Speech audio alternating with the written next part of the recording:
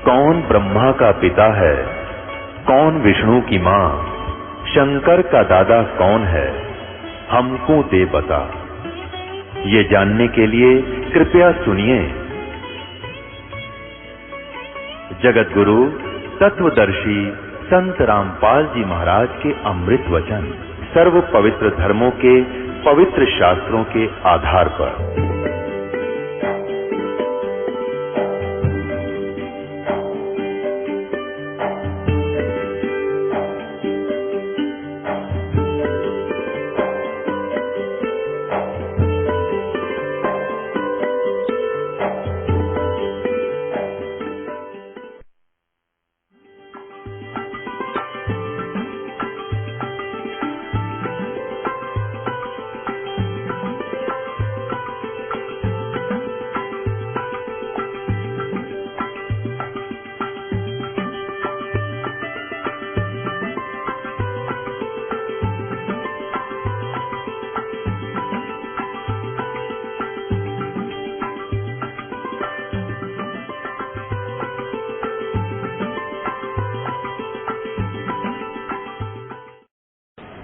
और इस तीनों मंत्र के प्राप्त होने के बाद आप मोक्ष प्राप्त करोगे, जन्म मृत्यु के रोग से पूर्ण रूप से जो है मुक्त हो जाओगे। लेकिन ये नहीं है कि आपको ये तीनों मंत्र मिल गए और मर्यादा में रहे नहीं, उसी दिन आपका नाम डिस्कनेक्ट हो जाएगा। तीनों नाम प्राप्त करके भी ये मत समझ लेना कि बस मुझे तो तीनों नाम मिल गए, मेरा बेड़ा पार हो गया। नहीं, वो तो अच्छी बात है कि आप इस योग्य हुए कि वो अनमोल रत्न आपको मिल गया जो अभी तक जिस पर बैन लगा हुआ था और आपने उसकी वैल्यू नहीं समझी, कीमत नहीं समझी, तो फिर परमात्मा एक सेकंड लाओगा आपकी भक्ति नष्ट करते। आपने अंतिम श्वास तक मर्यादा में रहना है। बच्चा जैसे खेल का मैदान है, ये भगवान की भक्ति है, समझ लो खेल का मैदान है, ये गेम है एक। और खेल में जैसे बच्चा डिस्ट्रिक्ट लेवल पर खेलता है, उसमें भी मर्यादा में खेलना होगा। फिर स्टेट लेवल पर खेलता है, उसमें मर्यादा में खेलना होगा। फिर अपने नेशनल स्तर पर खेलता है, राष्ट्रीय स्तर पर, उसमें भी मर्यादा में रहना पड़ेगा। और इंटरनेशनल स्तर पर खेलेगा तो भी मर्यादा में रहकर ही खेलेगा, तो ही उसमें सफल होगा, नहीं तो बाहर कर दिया जाएगा। परमात्मा स्वयं ही अपनी अमृत वाणी में कहते हैं, राम नाम रटते रहो, राम नाम रटते रहो, जब तक घट में प्राण, कब हो तो दीन दयाल के भनक पड़ेगी कान। पाकी खेती देख कर गरबाइयो मत किसान, अब ही झोले बहुत हैं, घर आले तब जान। पाकी खेती देख के गर्व मत करना किसान, अभी तो बहुत झंझट है, ना जाने को ओले गिर जा, तूफान आ जा, आग लाग जा। कहते घर आले तब शुक्र मनाना।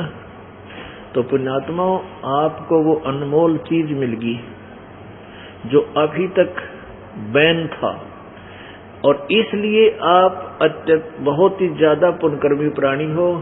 बेशक हम अब दुखी हैं, ये दुख आपके लिए वरदान बनेगा। परमात्मा कहते हैं, सुख के माथे पत्थर पड़ो, आग लगो इसे सुख के, जो नाम हृदय पे जा, और बलिहारी उस दुख के जो पल पल नाम रटावे। परमात्मा हमें समझाना चाहते हैं अपनी अमृतवाणी के द्वारा कि सुख के माथे सिला पड़ो, जो नाम हृदय ते जावे, और बलिहारी उस दुख के जो पल पल नाम रटावे। तो परमात्मा आपको इतना सुख नहीं देगा यदि आपने मोक्ष कराना है।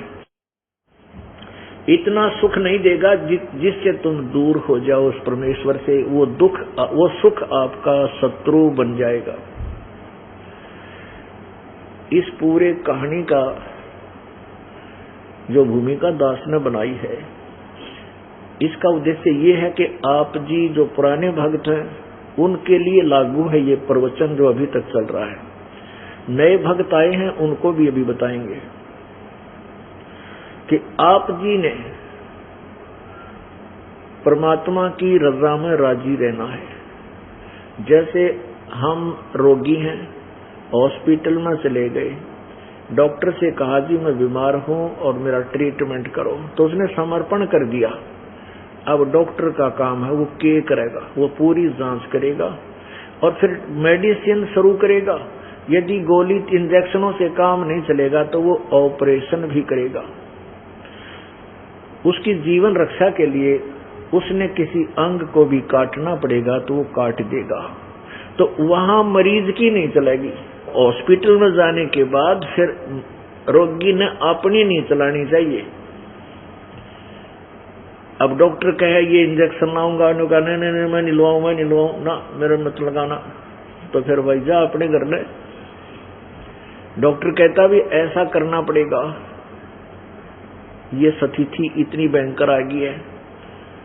तो रोगी को समर्पण करना पड़ेगा और यश करना पड़ेगा यदि जान बचाना चाहते हैं। तो पुण्यात्माओं, हम बहुत जन्म जन्मांतर के पाप इकट्ठे किए फिर रहे हैं। और हम दो बातें हैं कि जैसे कोई पुण्यात्मा अभी आए हैं, आज ही उपदेश लिया है, और वो क्योंकि वो आते हैं, कैसे आते हैं, ज्ञान सुनकर। जैसे हमारे भक्त जिन्होंने 2 वर्ष 4 वर्ष 5 वर्ष 10 वर्ष हो गए, 14-15 वर्ष भी हो गए कईयों को,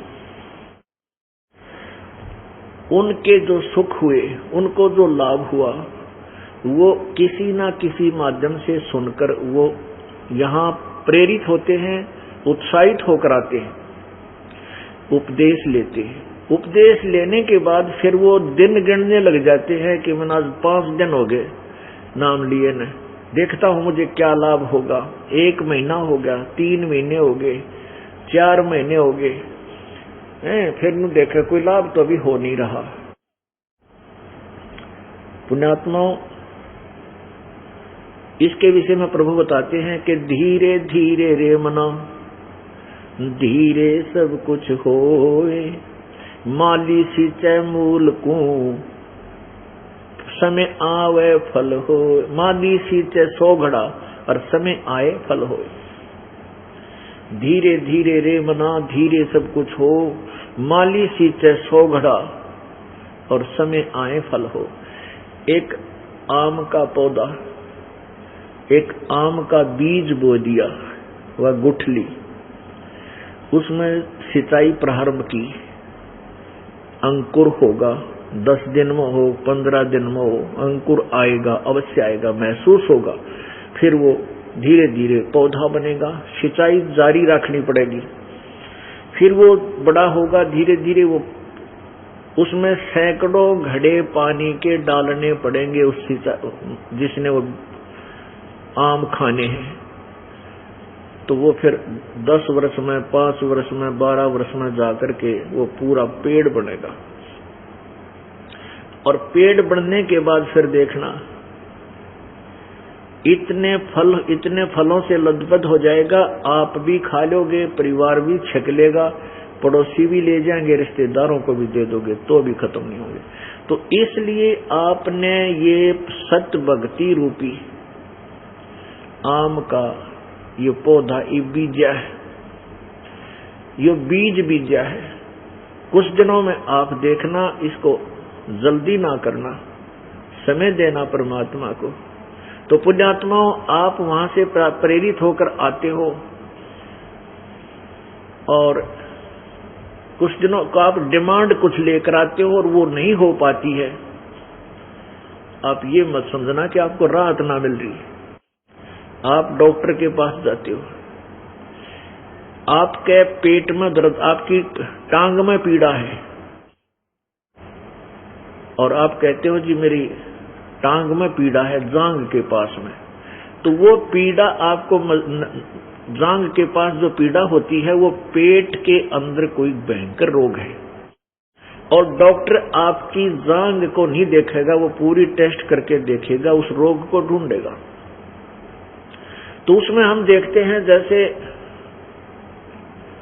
कोई एक्सीडेंट हो गया, एक्सीडेंट हो गया, उसका पीड़ा बहुत ज्यादा हो रही है किसी विशेष टांग टूंग पे, और अंदर कोई ऐसा जख्म हो गया है कि अंदर उसका ब्लड शरीर के अंदर प्रवेश हो रहा है, तो डॉक्टर उस टांग के दर्द ना देखे, वो तो उस जो अंदर से ब्लड लीक होकर अंदर ही जा रहा है उसको पहले ऑपरेशन करके उसने ठीक करेगा, और टांग वाले दर्द ने बाद में देखेगा, नहीं तो उसकी जान चली जाएगी। तो पुण्यात्माओं, हम जो डिमांड लेकर यहाँ आते हैं, और परमात्मा को ये पता है कि ये डिमांड तो इसकी पूरी होगी नहीं, इसकी तो मृत्यु 10 दिन में हो लेगी, तो वो पहले आपके उस अपने कोटे तक और साथ में आपके पुण्यों को जोड़ के वो परमात्मा आपके जीवन को एक्सटेंड करेगा। वह डिमांड तो बाद में हो जाएगी, या जन्नत चलेगी, भक्ति भी गई, वह डिमांड भी रह जाएगी। तो ये सत्कर मान लेना, हम बिल्कुल अबोध हैं, हम बिल्कुल अनजान हैं, क्योंकि डॉक्टर की वाले ज्ञान को मरीज नहीं रख सकता। तो परमात्मा हमारा डॉक्टर है और ये दास उसका कंपाउंडर है, जो आदेश वो देता है आपको वही ट्रीटमेंट ये दास देता रहता है, और आपको पूर्ण लाभ होगा, पूरा ट्रीटमेंट होगा, ये सत्कर मान लेना। आप जैसे नाम उपदेश ले लिया और कुछ दिनों के बाद साल, 1 वर्ष, 6 महीने हो जाते हैं, आप क्या कहते हो जी मैंने पाठ भी करा दिया और फिर भी कोई लाभ नहीं हुआ। यही कमजोरी है हमारी कि हम पूर्ण ज्ञान नहीं समझ पाते। अब जैसे सर्दी है, सर्दी बहुत ज्यादा है और आपको किसी ने सलाह दे दी भाई कंबल ओढ़ ले, आपने वह कंबल ओढ़ लिया, और कंबल ओढ़ने के बाद भी सर्दी लग रही है, तो कई भक्त आते हैं, अनजान बहन भी आती हैं, बेटियां कहती हैं अनजानपने में कि उनको ज्ञान नहीं, भोलेपन में कहती हैं हमने तो 6 महीने हो गए नाम लिए न हैं, और 2 बजो चढ़ा दी, को लाभ तो होता हो नहीं रहा है। तो कहने लगा, तो एक कहने लगी, दूसरे मेरा पति कह रहा था कि तुझ नाम न छोड़ दे, कुछ लाभ तो हो नहीं रहा।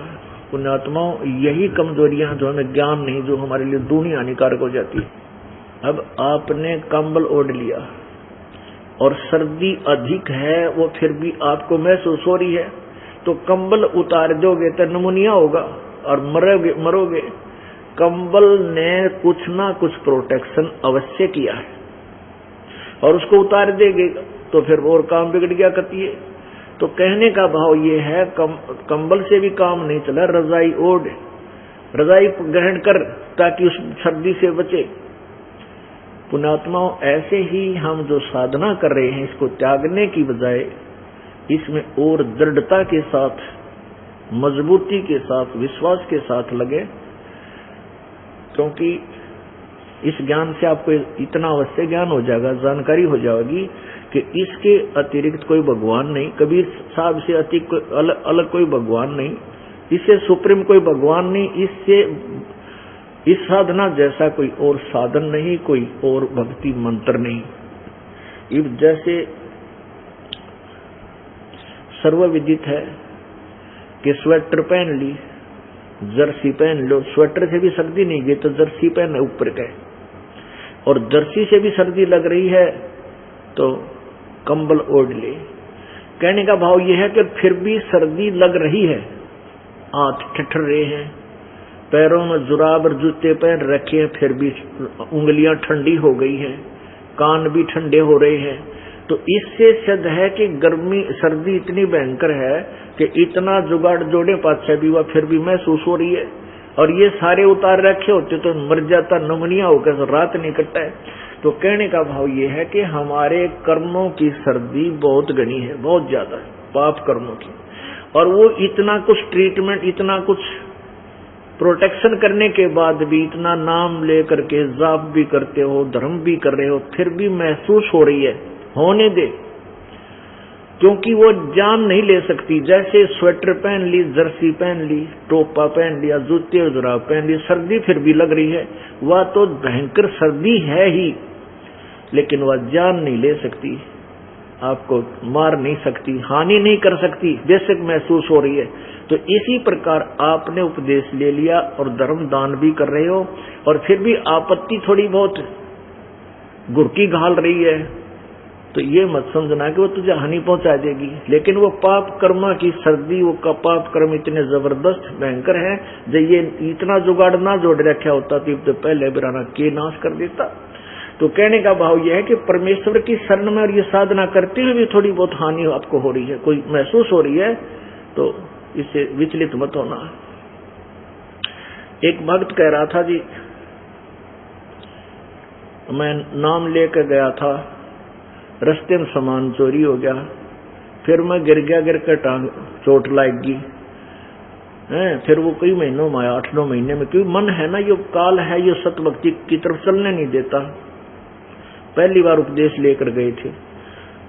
तो कहने का भाव ये है कि फिर उथल पुथल मच जाती है, बता भाई क्या लाभ हुआ, नाम लेकर गया था और ये हानि होगी है। कुछ दिन तो काल जो है उलट पुलट जकोड़े मारा है, इधर उधर के धक्के, नहीं जाता देखी जाएगी। लेकिन ये ज्ञान ऐसा है टेकन को दे, कहीं ठिकाना नहीं दिखाई देता इस ज्ञान के समझ माने के बाद, क्योंकि यो भगवान कबीर परमात्मा, इसके इक्विवेलेंट कोई भगवान नहीं।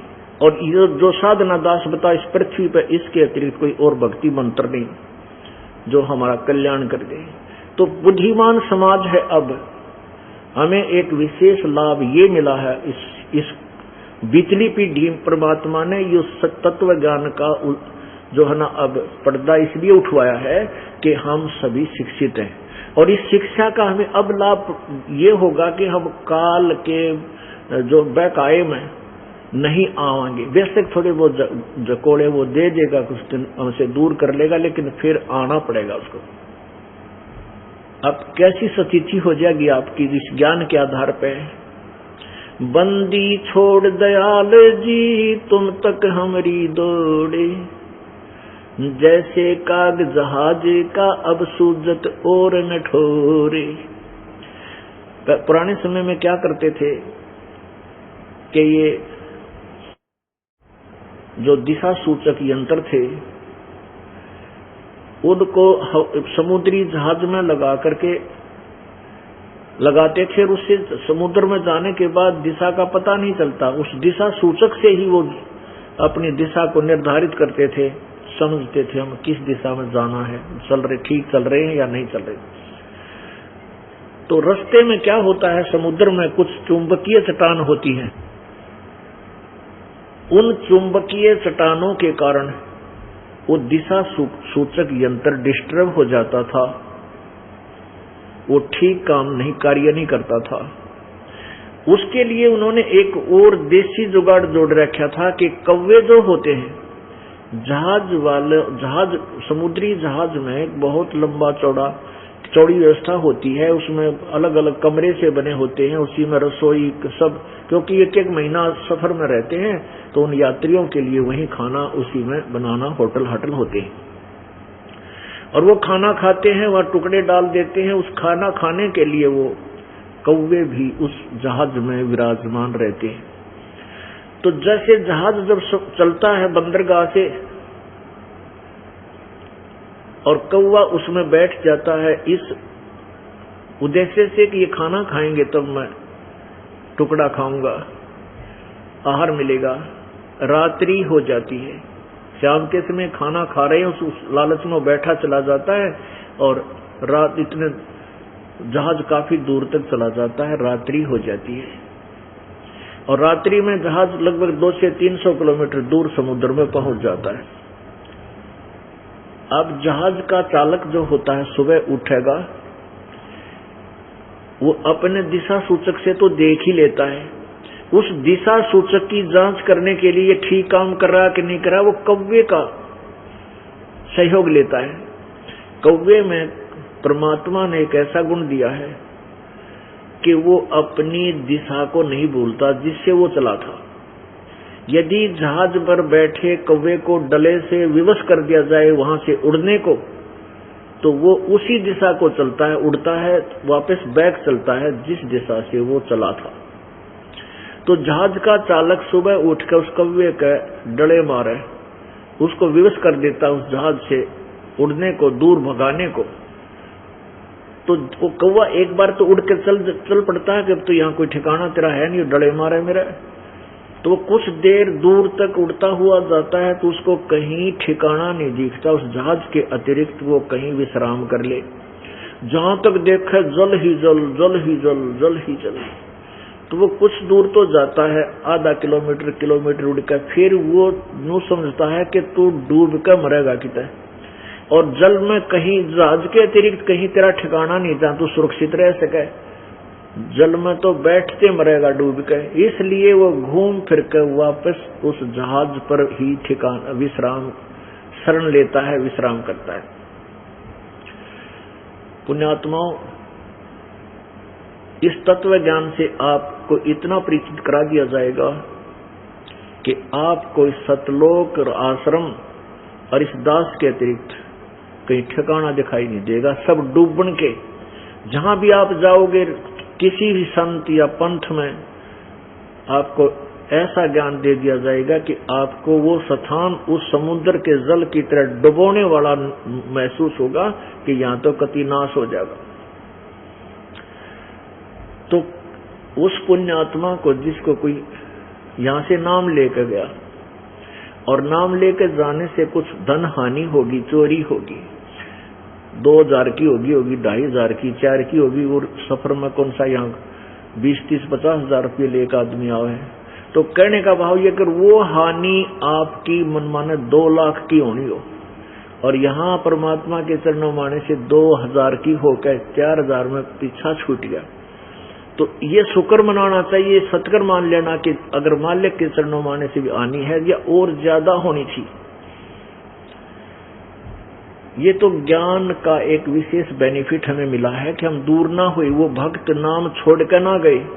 इस ज्ञान से ये पता चल गया कि जैसे काग जहाज का सूझ और निठोर, अन्यथा ये ज्ञान ना होता तो दोबारा यहाँ नहीं आता वो प्राणी, वो परिवार, और काल के अंदर फंस जाता और जीवन को बर्बाद कर जाता। पुण्यात्माओं, संत शरण में आने से, सतगुरु शरण में आने से आई टले बला, और जब भाग्य में मौत हो, सूली हो, वह कांटे में टल जा। ये परमात्मा का सच्चा विधान समझ लेना। अब आपको बताते हैं कि वैसे तो बहुत से ऐसे प्रमाण हैं, लेकिन एक विशेष उदाहरण बना है। एक बहन जींद में रहती थी, वो राजस्थान के रहने वाले हैं, यहाँ उनका अच्छा काम था। जींद के अंदर उनकी अच्छा 3-4 गाड़ियां थी जो किराए पर चलाते थे। एक हौजरी की दुकान थी, एक हैचरी का कारखाना ला रखा है। हैचरी है जो तुझे बनाने के मुर्गा पालन का बनाते, इस तरह का कोई। और अर्बन स्टेट के अंदर एक बहुत बढ़िया मकान बना रखा था। उसी अर्बन स्टेट में उस बहन के आसपास ही हमारी एक शिष्या बहन शशि जी, जो अब यहीं आश्रम में रहती है, कुर्बान है परमात्मा के ऊपर, वो पड़ोसी थी उसकी। और वो बहन शशि पहले अपने दुख वो हेडमास्टर थी हाई स्कूल की, प्रिंसिपल समझ लो। और फिर भी तकलीफें इतनी थी, इधर उधर कोई संतों के पास गई, पता नहीं कितने उसने संतों के पास गई। दुख में आदमी देखो, जब बीमार है, कोई रोगी है, तो डॉक्टर की तलाश में चल पड़ता है, और वो नकली वैद्य मिले जहाँ उसके जीवन को खत्म कर देते हैं। तो वो जगह जगह गई, बेचारी कोई लाभ ना मिला उसको। फिर एक उसके पड़ोस में हमारी एक और बहन हुक्मा बहन है, वो उस शशि से पहले उपदेशी थी। तो हुक्मा के घर पर हम पाठ करने गए थे। हुक्मा जैसे पड़ोस में कह देते अपने ब्याज जी हमारे पाठ होगा, हमारे गुरु जी आएंगे, ज्ञान सुनाएंगे, आप सत्संग सुनना। तो शशि बहन उनके पड़ोस में आ गई, उसने सत्संग सुना तो एकदम प्रभावित होगी। कुछ समझदार थी, बुद्धिमान थी, तुरंत ज्ञान को समझ के नाम ले लिया। और नाम लेने के बाद 1 वर्ष के अंदर अंदर उसको काफी राहत मिली। तो पुण्यात्मा आत्मा बता देती है कि यहाँ कुछ आराम अवश्य हो रहा है। तो फिर जब वो सुखी हुई तो उसने अपनी सहेली, एक श्यामा बहन थी, श्यामा दीक्षित, और वो थी दुर्गा की पुजारन कट्टर। उस बहन को शशि ने कहा कि आप हमारे गुरुजी से नाम ले लो, आप इतनी अच्छी आत्मा हो, इतनी भक्ति करते हो, अगर यदि ऐसी भक्ति आप यहाँ कर लोगे तो तुम्हारा कति कल्याण हो जाएगा। काफी ज्ञान समझा करके वो हमारे पास ले आई। आश्रम जींद में था, एक छोटा आश्रम, पहले हमारा बस वही था। ये 1997 की बात है, 96-97 की। 1994 में ये दास नाम दान करने लगा था मेरे पूज्य गुरुदेव के आदेश से। वहां उसने कहा, शशि ने कहा बहन जी ने कि ये नाम लेना चाहती है जी। मैंने उसको समझाया, बेटी बेबे बहन, ये और पूजा नहीं करनी, ना कोई देवी की ना देवता की, जो वेदों और गीता में जो साधना करने को कहा वही करनी है। तो वो कहने लगी, जी मैं तो दुर्गा की, अपनी देवी की पूजा करती हूँ, मैं देवी ने ना छोड़ सकती, मुझे तो देवी दर्शन देती है। मैंने कहा बहन देख ले, हमारा उपदेश, मैं उपदेश उस समय दूंगा तो आप ये टर्म एंड कंडीशन स्वीकार करोगी और साधना नहीं करोगी, केवल एक ही परमपिता की साधना करनी है। जैसे गीता जी अध्याय नंबर 18 के श्लोक 62 में कहा कि तू सर्व भाव से, यानी सब और किसी प्रकार की साधना न करके एक रस, एक अनन्य भक्ति से, अनन्य का अर्थ होता किसी और की ना करे, केवल एक परमपिता परमात्मा पूर्ण बन की, तो तब मैं तुझे नाम उपदेश दूंगा, तो ये टर्म एंड कंडीशन स्वीकार करेगी, सारे हमारे नियम। मैं बोली जी ना जी मैं तो ना करूं, बात चली गई, कोई बात नहीं। वो बता रही बहन, फिर उस इस शरण में आने के बाद वो श्यामा दीक्षित ने खुद अपनी लिख कर कहानी बताई। कहने लगी जी मैं, फिर क्या हुआ कि शाम के समय मैं ऐसे ही अपने घर से निकलकर जा रही थी किसी कामवश, एक कोठी में माता के का जागरण हो रहा था दिन में, और मैं वहां जाकर, वहां सैकड़ों की संख्या में बहनें बैठी थी, कुछ भगत भी भाई बैठे थे। मैं पीछे से जाकर बैठी थी, मेरे तो घीसा गल गया, क्योंकि मैं दुर्गा की पुजारी ने दुर्गा का ही वहां पूजा गुणगान हो रहे थे। मैं पीछे बैठ गई चुप करके, तो एक औरत में बोला माता बोल रही थी, उस माता ने आवाज लगाई कि श्यामा तो मेरे पास आजा, तो मेरी परम भक्तनी है। और मैं पहली बार गई उनके उस जागरण में, मैं चुप बैठी रही, कोई और श्यामा होगी। तो दूसरी बार फिर उसने कहा, तीसरी बार फिर आवाज लगाई, जब एक भक्त खड़ा होकर कहने लगा, भाई कौन है वो बहन श्यामा, यहाँ आजा, देवी पुकार रही है। श्यामा कौन है? वह श्यामा भी मैं एक लिए थी उनमें। तो मैं खड़ी होगी, भी श्यामा तो मैं हूं, मैं तो आज आई हूँ, कि आप आज आगे आ जाओ। वो देवी ने कहा, हाँ यही है यही है। वह देवी बोल रही थी उस बेबे में, अब बोल रही थी भूतनी, ठीक है ये नई देवी बन रही थी, फिर भी जो उसने वो मान रही थी कि वह देवी बोल रही थी उसने। तो उसके तो कहने लगी, मैं आगे गई, उसने कहा कि तू मेरी सबसे अच्छी भगतनी है, तू मेरी 14 महीने अखंड जोत लगा दे, दिन रात जोत जगा दे, तेरा बेड़ा पार हो जाएगा। तो मैं तो और खुश होगी, देवी का आदेश हो गया, घर में सारा ब्योंत था, सुविधा थी, धन भी था। मैंने तो उससे जनते हुआ माता की अखंड जोत शुरू कर दी, हाथ पैर नहा धो के, और सुचारू रूप से उसको करती आ रही। अब उन 14 महीना में बेड़ा पार तक खड़ा होता, जो बोली मेरा बेड़ा गर्क हो गया। वो कैसे गर्क हो गया? वो तीनों तक गाड़ी बेची, ऐसा घाटा हो गया, तीनों गाड़ी बेची, वो दुकान बेची, वो एजरी का जो कारखाना वो था, वो कारखाना वो बिक गया, और पति की नौकरी छूट गई, वो बैंक में सर्विस करता था, और एक मुकदमा बढ़ गया, वो मतलब सजा की भी तैयारी होगी। अब मैं रो रही थी, बुरा हाल था, और बहन शशि फिर आकर कही मेरे तक, तू नाम ले ले बेबे, बहन अब भी नाम ले ले, आजा तेरा कल्याण हो जाएगा। मैं मानने को तैयार नहीं थी, देख किसी खोटे कर्म और कैसे उलझा रखा था हमारे को, अब तो रोती है वो।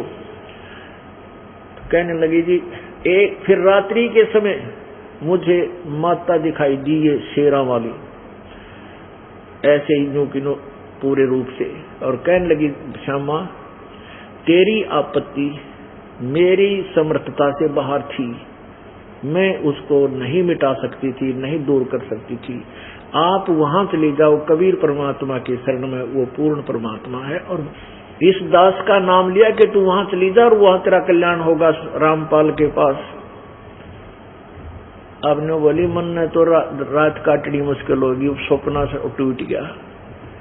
सुबह उठते ही शशि के पास गई, शशि बहन जी को साथ लेकर के वो आश्रम जींद में गई। जब ये दास गांव गांव में घर घर जाकर पाठ किया करता था, और आश्रम में तीसरे चौथे दिन, दूसरे तीसरे दिन जाता था, जब पूरा पाठ हो जाता, जैसे यहाँ 3 दिन का समागम होता है। मैंने जाना था उस दिन, शशि बहन को पता था कि आज गुरुजी आएंगे, उस दिन मैं नहीं जा सका, 3 दिन बाद गया, तो 3 दिन कंटिन्यूस गई वो उस आश्रम में उपदेश लेने के लिए, और ना तो नखरे करे थी। जब उसने कहा कि शशि बहन जी ने कहा कि ये श्यामा बहन जी उपदेश लेना चाहती है, मैंने उससे कहा बहन आज वो टर्म एंड कंडीशन आज भी ज्यों की त्यों है, वो तुझे स्वीकार हो तो नाम मिलेगा, ना नाम नहीं दूंगा। वो कहने लगे जी मुझे सारी टर्म एंड कंडीशन, सारे आपकी जो नियम कहोगे वो मान्य है, मैं पालन करूंगी। फिर उसने रो रो के अपनी कथा सुनाई कि मेरा कति नाश हो गया, ये ऐसे ऐसे 14 महीने मन जोत लगान की गई थी उस देवी ने, मेरा कति नाश हो गया। फिर मैं कहा आज कैसे आएगी तू? वो कहने लगी कि देवी ने कही मुझे रात को स्वप्न में, ना तब भी नहीं आती। अब परमात्मा क्या बताते हैं, इन गुरुआ गांव बिगाड़े संतो गुरुआ गांव बिगाड़े, ऐसे कर्म जीव का लागिए ईव जड़े नहीं जाड़े। सर्वनाश हो गया, और फिर भी नो कहे देवी की पूजा में छोड़ दो कोई ना।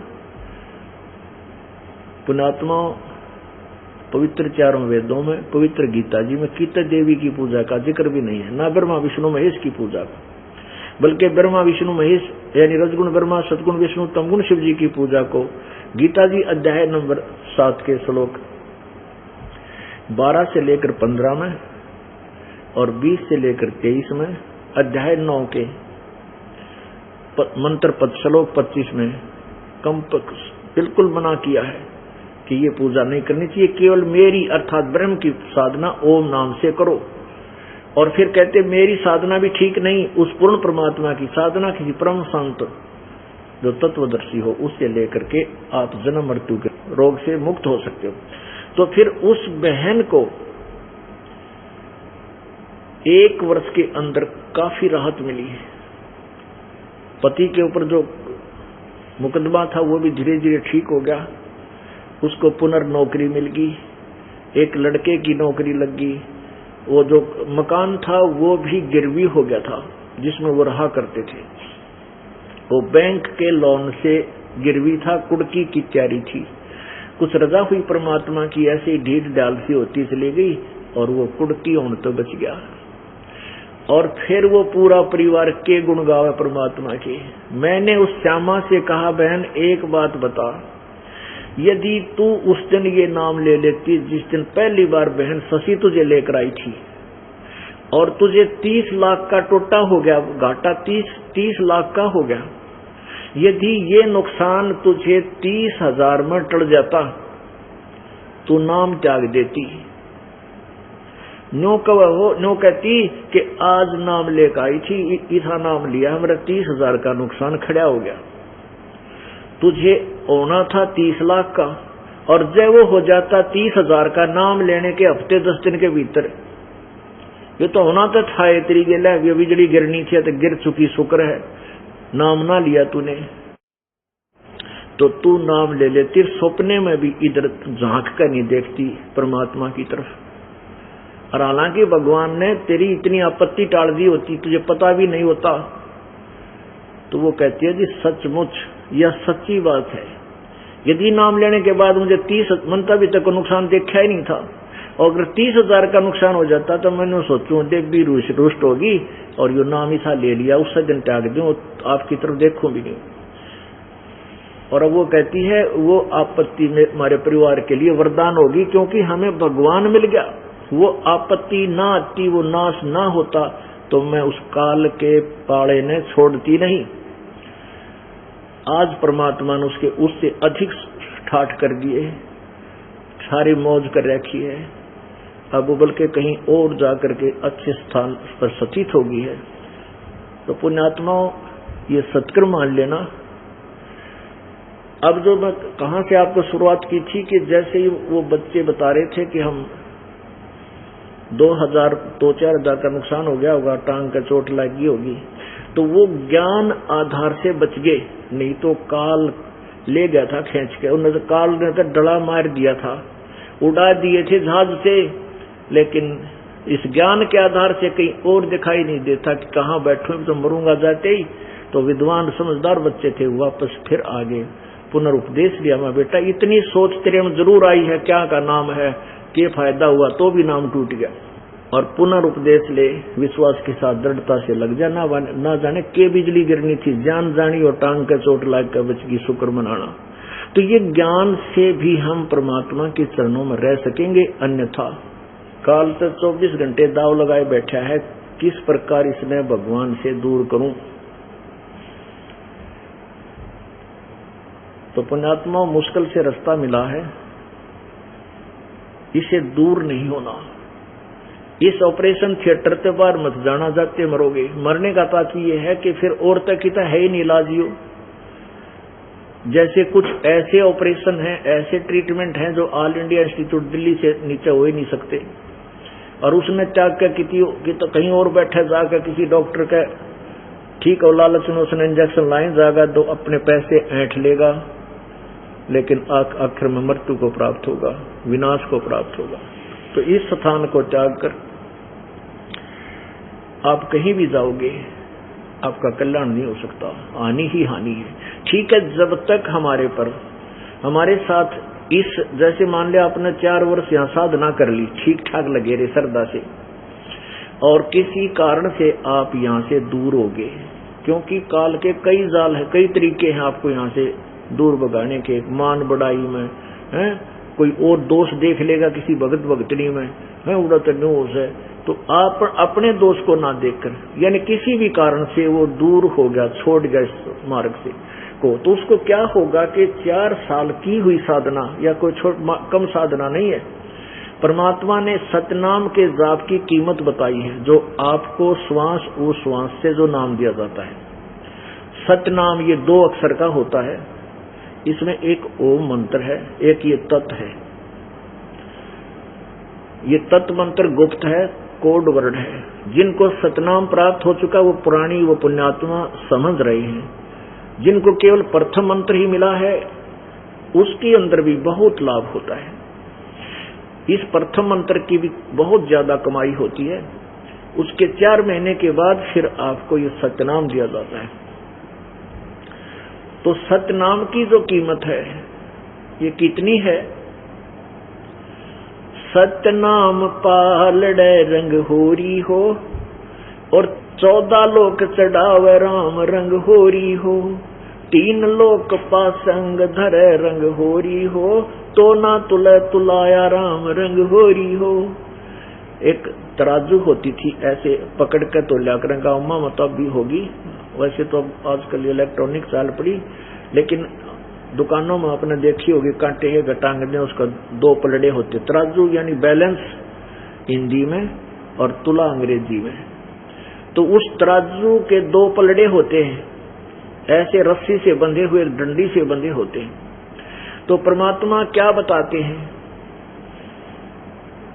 पास्यंग, पास्यंग क्या होती थी? पास्यंग समझो, क्योंकि परमात्मा की वाणी को समझने के लिए हमें, जो ये परमेश्वर ने जो ज्ञान दिया है सिंपल लैंग्वेज में दिया, जो साधारण आदमी समझ सके, तो उसके लिए आप बच्चे जो है अब उन पुराने जो टोटकिया ने कम जाना है, ये दास ऐसे समय में जन्म हुआ दास का सन 1951 में, कि उस समय ये अपने सारे जो देसी नाम थे हमारा याद हैं, और ये परमात्मा की वाणी भी अपनी लोकल लैंग्वेज में ज्यादा लिखी हुई है। तो उस इसलिए दास को ऐसे समय में जन्म दिया कि वो भी हमारा